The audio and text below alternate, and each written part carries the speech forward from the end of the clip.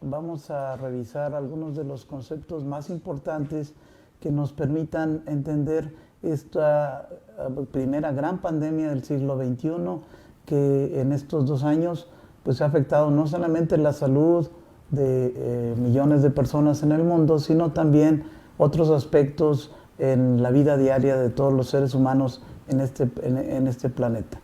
Los coronavirus toman su nombre por la imagen que se ve aquí en esta foto de microscopía electrónica, en donde estas espículas, en inglés spikes, estas espículas dan el aspecto de coronas. Eso es lo que le da el nombre a este grupo de virus llamados coronavirus.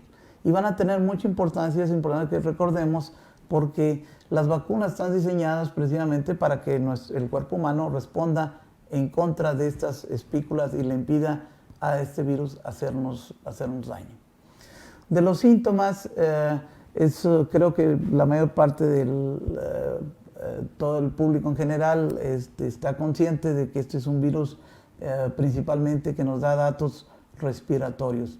Sin embargo, a diferencia de otros agentes virales respiratorios como el virus de la influenza, en que sus permanencia, su propagación se replican dentro de la vía respiratoria.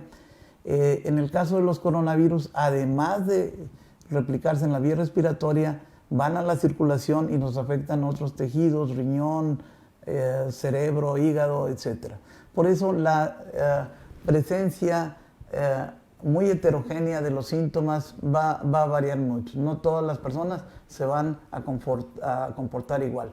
Lo que tienen en común es que, pues sí, es la fiebre y a diferencia de las variantes anteriores, en el caso de Omicron hay una particular frecuencia de vómitos y diarrea, cosa que veíamos en las oleadas anteriores, pero no tan frecuentemente como lo estamos viendo con la oleada actual del Omicron. Esto es una gráfica acumulada con la información científica acumulada de estos 2 años, en donde vemos que los métodos moleculares que tenemos en la actualidad para detectar el genoma del virus lo vamos a hacer desde 1 o 2 días antes. ¿Por qué? Porque 1 o 2 días antes ya la enfermedad, el paciente, antes de que inicie los síntomas, ya es capaz de transmitir el virus. Lo demostramos detectando el genoma del virus.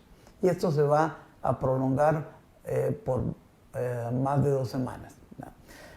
Las pruebas que tenemos diagnósticas, como la detección de antígeno, pues las vamos a aplicar principalmente en el paciente que tiene síntomas, pero no nos va a durar mucho tiempo. Esta gráfica es con las variantes anteriores. En el caso del Omicron, el antígeno nada más queda positivo los primeros 5 días desde el inicio de los síntomas. Ya nos habíamos impresionado con la tercera oleada, es decir, la que fue agosto, septiembre, y que ya en diciembre ya iba en franco descenso y ya pensábamos que que esto iba a terminar. Nos habíamos impresionado porque la variante Delta, que es la responsable de la tercera oleada, pues ya era más transmisible. Ahora la variante Omicron es más transmisible que la variante Delta de la tercera ola.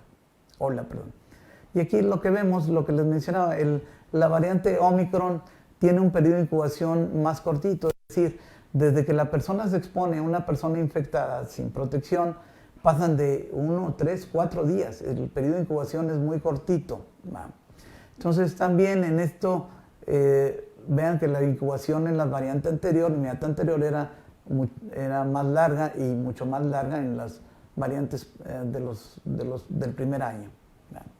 Entonces, el periodo de incubación es más cortito. ¿Cómo detectamos? ¿Qué hacemos para el diagnóstico? Pues siempre hemos tenido principalmente los métodos moleculares que detectan el genoma del virus y que le llamamos PCR por sus siglas en inglés, que es la reacción en cadena de la polimerasa. Las pruebas serológicas tienen un pobre valor diagnóstico, las usamos en el primer año, vimos todas sus limitaciones, en la actualidad no las usamos para diagnóstico, usamos la detección del antígeno. Pero el antígeno, como todos los métodos de laboratorio, tiene sus pros y sus contras. El antígeno nos puede ayudar para darnos una respuesta rápida. Esta la tenemos en 20-30 minutos. Entonces, si un paciente nos llega con fiebre, con dolor faríngeo, tomamos el antígeno y ya en 20-30 minutos le podemos decir al paciente si tiene o no tiene la infección. ¿Vale? Esto nos ahorra incluso un buen número de PCRs, que es mucho más elaborado, más caro, etc. Pero el antígeno tiene la limitante también de que en el caso de Omicron tiene una pobre sensibilidad, es decir, no todos los casos nos salen positivos a la primera. Si tenemos un paciente que tiene fiebre, dolor faríngeo y nos da negativo, a ese paciente lo tenemos que seguir poniendo en aislamiento. A las 48 repetimos el antígeno y la mayor parte de las veces, cuando es la enfermedad, va a salir positivo. Para la otra cosa limitante que tienen los antígenos es que no nos ayuda en las personas asintomáticas, no ayuda a detectar la infección en personas que están libres de síntomas. Los tratamientos en estos 2 años han evolucionado mucho, hemos aprendido, como le digo, mucho. Sabemos que los medicamentos antivirales son efectivos solamente si los utilizamos en los primeros días de los síntomas. Si lo tratamos de usar ya en pacientes que llevan 2-3 semanas, estos agentes antivirales ya no tienen actividad. Si ustedes recuerdan, el primer año había muchas esperanzas que el plasma de personas convalecientes nos ayudara.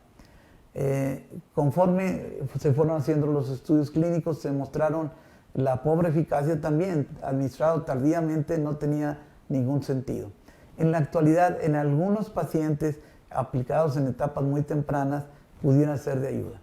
Pero no nos han entregado todo lo que prometían que pudieran entregarnos como agente terapéutico.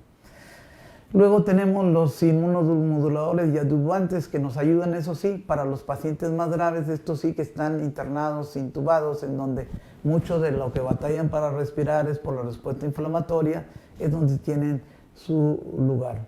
Hay medicamentos inyectados como el tocilizumab y orales como el baricitinib cumplen este objetivo, pero lo reservamos para estos pacientes.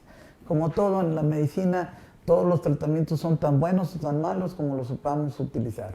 Los debemos utilizar en el momento adecuado, donde podemos obtener el máximo. Bueno, entonces, ¿qué podemos hacer para prevenir esta infección? Bueno, pues el primer año, en todo el 2020, las las medidas eran no farmacológicas, es decir, desde un principio se demostró que usar el cubrebocas, hacer el lavado adecuado de manos y procurar el distanciamiento social, es decir, una separación de 6 pies entre una persona infectada y otra que no, son medidas no farmacológicas, pero altamente efectivas cuando se llevan en una forma disciplinada. Pero ahora, ya en el segundo año de la epidemia, precisamente desde diciembre del 2020, ya todo el 21, empezamos a tener la disponibilidad de las vacunas. Entonces, además de las vacunas, y en los últimos meses, además de las vacunas, tenemos medicamentos antivirales ya específicos contra el Omicron. Para entender las vacunas que tenemos en contra del COVID, vean ustedes, aquí están mostrados los 4 diferentes abordajes, pero todos ellos, el común denominador es que van a procurar que nuestro cuerpo monte una respuesta inmunológica mediante anticuerpos y una respuesta inmunológica de tipo celular en contra de las espículas. Esas espículas que vimos desde la foto de microscopía electrónica. La forma como lo logran es diferente. Las más populares son las vacunas RNA, luego tenemos las de vectores, tenemos las de subunidades y las tenemos de virus completos que simplemente se destruyen y se usan. ¿Cuáles son esas vacunas? Aquí están las de RNA, de las que más han escuchado seguramente es Pfizer y Moderna. Estas consisten en que el gen que codifica para las espículas lo protegemos en unas nanopartículas lipídicas para que introducidas en la célula lleguen y sean leídas y se produzcan partículas. Y estas partículas, estas espículas, son las que van a generar la respuesta inmunológica tanto de tipo humoral, formando anticuerpos, como de tipo celular. Entonces, estas son las vacunas RNA. Y luego tenemos las vacunas que el mismo gen, ahora se utiliza un adenovirus. En el caso de la vacuna AstraZeneca utiliza un adenovirus del chimpancé llamado ChAd-DOxL1. Y el propósito es el mismo, introducir este virus con el gen para que sí se va a integrar al núcleo de la célula humana, pero ya a la hora de la lectura va a indicarle a la célula que produzca estas partículas, estas espículas. Y estas son las que van a ser utilizadas como antígeno, al igual que las previas, para que nuestro cuerpo reaccione formando anticuerpos y con una respuesta inmunocelular. Las vacunas de Sputnik, la vacuna rusa, utiliza también adenovirus, pero ellos utilizan dos adenovirus, que es el adenovirus 26 y el adenovirus 5, con el propósito de inducir la producción de las espículas y que nuestro cuerpo las reconozca como extrañas, forme anticuerpos y monte también una respuesta celular. La vacuna de Johnson & Johnson también utiliza un adenovirus, que es el adenovirus 26. El mismo principio de los adenovirus previos. Otro abordaje, el otro es, algo que se hace in vitro, que se hace en el laboratorio. Aquí vemos el mismo gen que codifica para las espículas. En este caso se utiliza un bacolavirus, que es un virus de insectos. Esto se hace en el laboratorio. A las células se les introduce este virus para que produzcan las espículas y luego se colectan las puras espículas y eso es lo que se va a utilizar como antígeno. Entonces, ese es el otro abordaje de las vacunas como el Novavax.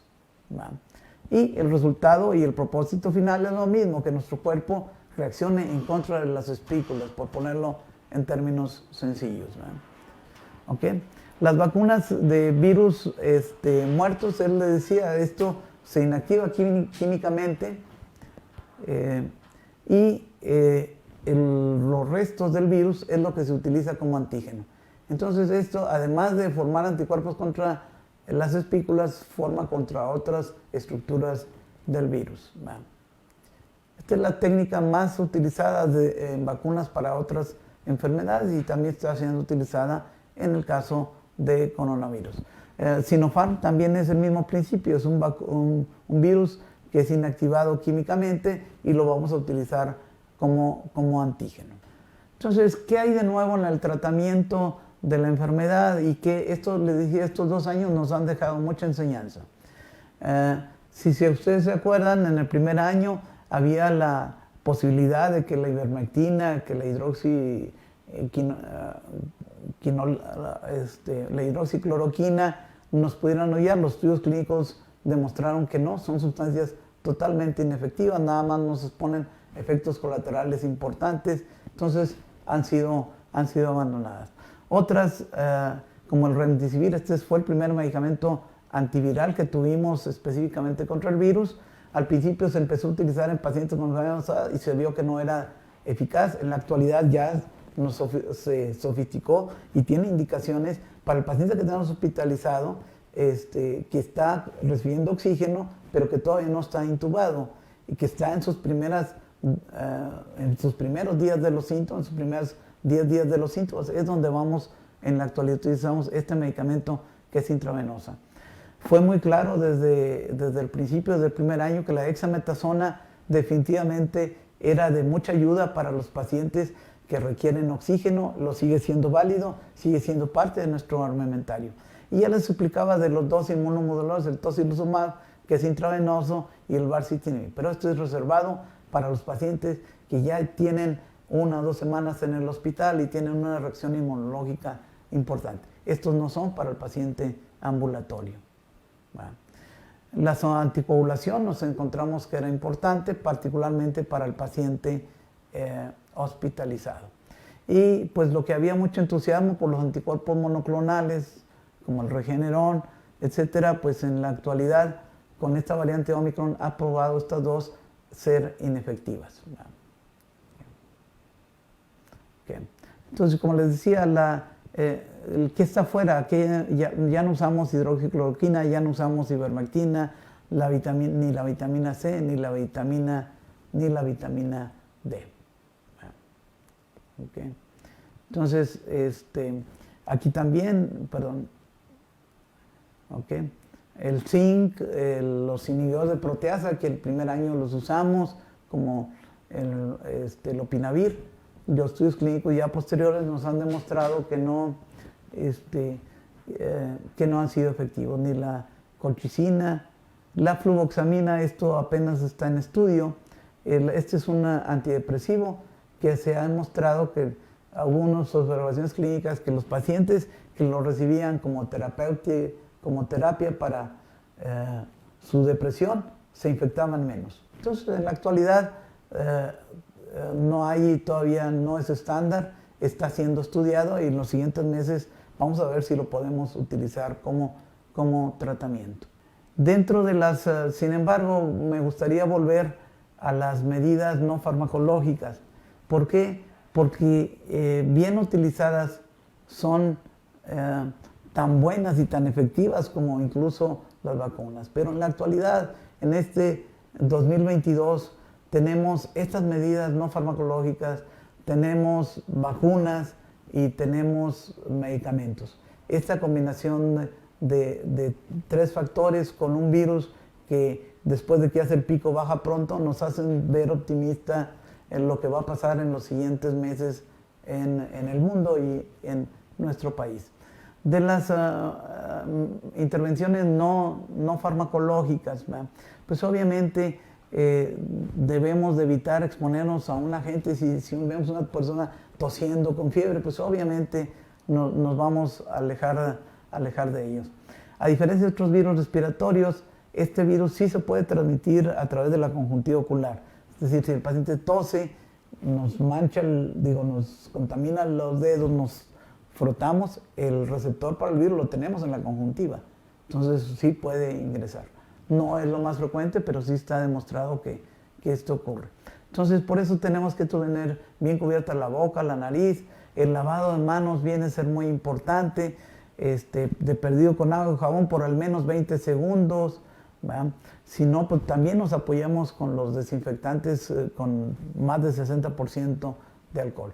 Esto lo debemos hacer frecuentemente y obviamente con mayor énfasis si acabamos de tener contacto con una persona que sabemos o que pensamos que está infectada.